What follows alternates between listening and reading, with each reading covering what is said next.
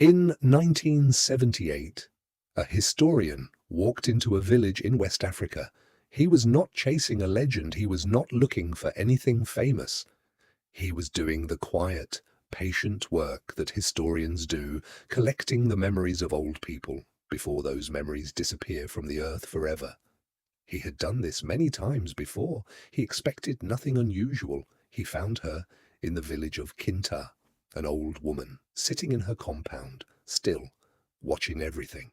She studied him the way a person studies a stranger when they have spent a lifetime deciding who is worth trusting. He sat down. He opened his notebook. He asked her to tell him about her life. She was quiet for a moment, and then she began. She told him she was over 100 years old. He almost did not believe her. People exaggerate age sometimes, especially the very old, blurring decades, losing track of years that passed while the world around them was too busy changing to keep count. But then she kept talking, and everything she said was specific. Dates, places, names, details so exact, so consistent, so impossible to fabricate that the historian's pen slowed down, and then stopped completely. She had fought the French, not watched the French from a doorway, not heard about the French from a neighbour, not fled from the French into the bush. She had stood in front of them, on a battlefield, in the year 1892, armed, unafraid.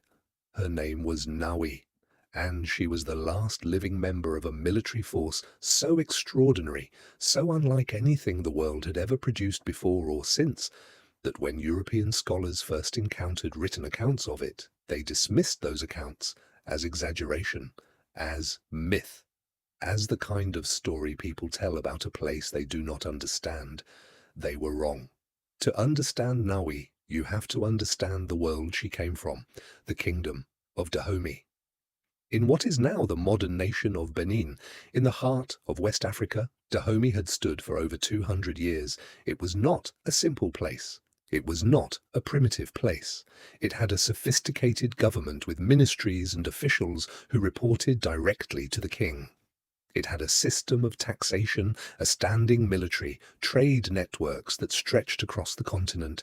It had art, bronze sculptures, tapestries, ceremonial objects that scholars today rank among the finest produced anywhere in the world in the 18th and 19th centuries, and it had something no other kingdom in recorded human history possessed: an army of women, not a handful, not a symbolic unit, not a ceremonial gesture to impress visiting dignitaries. 6,000 women, professional soldiers, recruited young, trained for years, given land and titles and political rights that most women in Europe at that same moment could not even dream of. They were called the Agojie. And within Dahomey, they were not footnotes, they were not curiosities, they were the finest soldiers the kingdom had. The training of the Agojie was not gentle. They slept on the ground, they ate once a day during combat drills, they trained in hand-to-hand fighting, in the use of blades and muskets and clubs, in military tactics, in how to move through jungle and field without being heard, without being seen, without slowing down.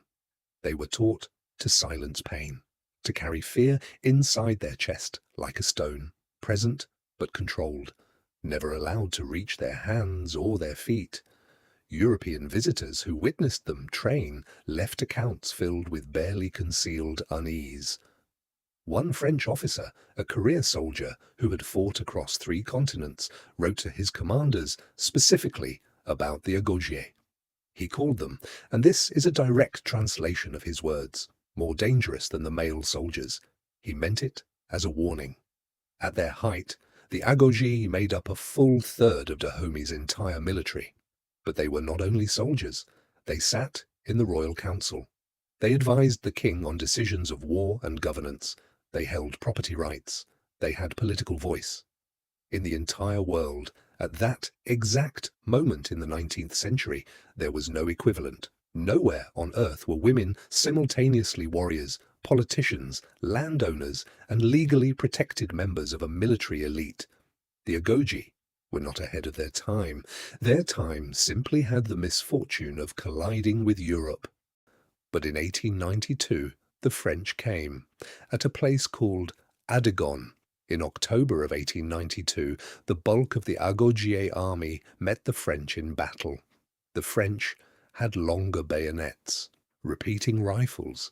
The Agojie had courage and knives. In a matter of hours, the corps was wiped out.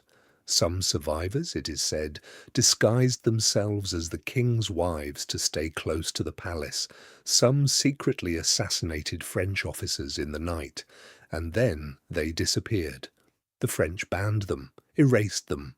The Kingdom of Dahomey became a colony, a protectorate, a footnote. But Nawi survived.